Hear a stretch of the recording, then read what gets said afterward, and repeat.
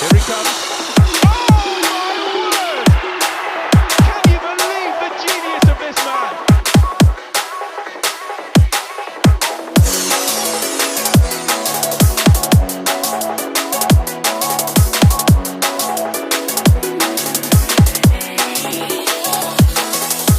What's up guys, Matt from the Football Boots team, and today, thanks to the king of knuckleball's power and precision, he's going to be teaching you and me how to master the knuckleball free kick made famous by CR7.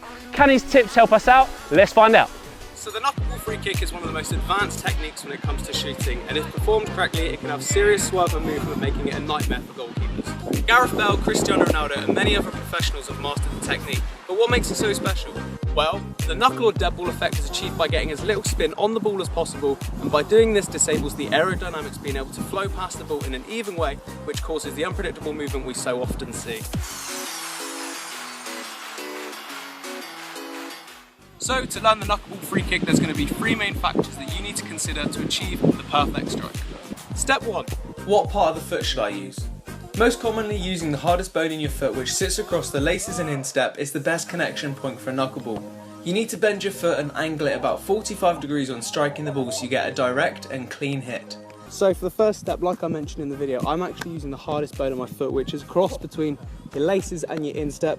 And this is genuine because it's a natural position for me, it's more comfortable. And if you want to copy my way, then I highly suggest you angle your foot 45 degrees outwards, and this way you're going to be getting a nice clean hit on the ball. But however, some of you might want to use a different technique. For example, Luke in Power and Precision, he's actually using the side of his foot. Now personally, I don't really think it matters about where you're kicking the ball, because it's more about the follow through and the contact area on the ball. So it's something that's comfortable for you, but if you do want to copy me and do my sort of technique, then it is going to be the hardest bone in your foot. For the benefit of this video, I will play a few more examples for you now so you can see in slow motion exactly where I'm connecting with my foot.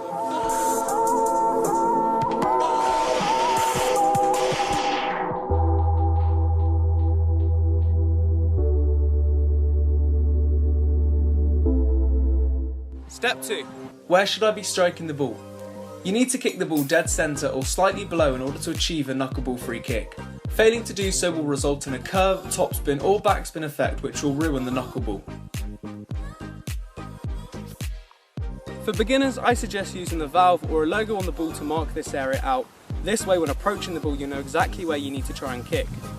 Pointing your toes can also help because it reduces your chances of getting underneath the ball and creating a backspin effect. Right, so for step 2 of the knuckleball, it's actually going to be where you're contacting on the ball.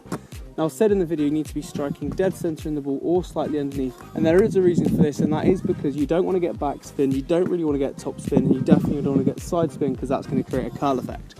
So the reason we want to kick the ball in the middle or in the centre is because that's sort of the sweet spot area for striking the ball, and it's going to take the spin out of the football, which means it will have that knuckle effect, unpredictability, and it will swerve a lot. So if you're going to be kicking the ball side on, it's obviously going to curl whichever way you're kicking it. If you're getting underneath it, it's going to get backspin and fly over. And you can kick it slightly over and it will get topspin. Might be used to get it up and down over a wall really quickly. Gareth Bale does that a lot more, whereas Ronaldo goes more for a dead ball effect, and that's when it just swerves, moves, and it's completely unpredictable.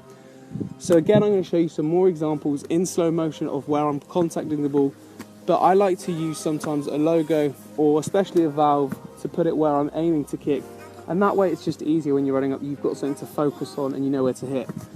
Now, some people do say that kicking it on the valve gives you more shot power. I don't necessarily think that's the case. I honestly just use it because it's a good way of aiming where to kick the ball. But there is a slight durability issue with that, is it does actually kick the valve in. In a couple of my footballs they have got damage because of that. So maybe I'd use a logo instead. But overall, it doesn't matter what part of the ball you're kicking, just as long as you're kicking in the centre. Step 3. Finally, and most importantly, is the follow through. Unlike a power strike or a curve free kick, you want to keep your follow through minimal because this is how you actually take the spin out of the ball to create that knuckle effect. To do so, you need to use the momentum from striking the ball to plant your shooting foot into the ground straight away. I tend to bring my foot across my body before planting it, which is more comfortable and natural for me. I imagine it being like a quick punch of the ball, and if you follow these 3 steps correctly, you should end up with a solid knuckleball technique. So I'm going to show you some more examples in slow motion from different angles, and honestly this step is the most important because this is what takes the spin out of the ball as well as kicking it in the right place.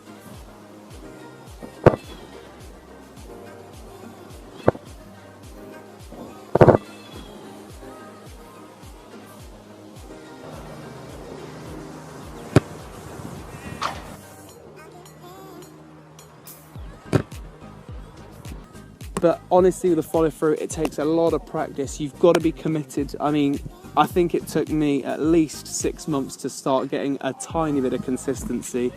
I'm 2 and a bit years down the line now, and I'd like to think I'm pretty consistent, which is why we do our unedited free kick sessions.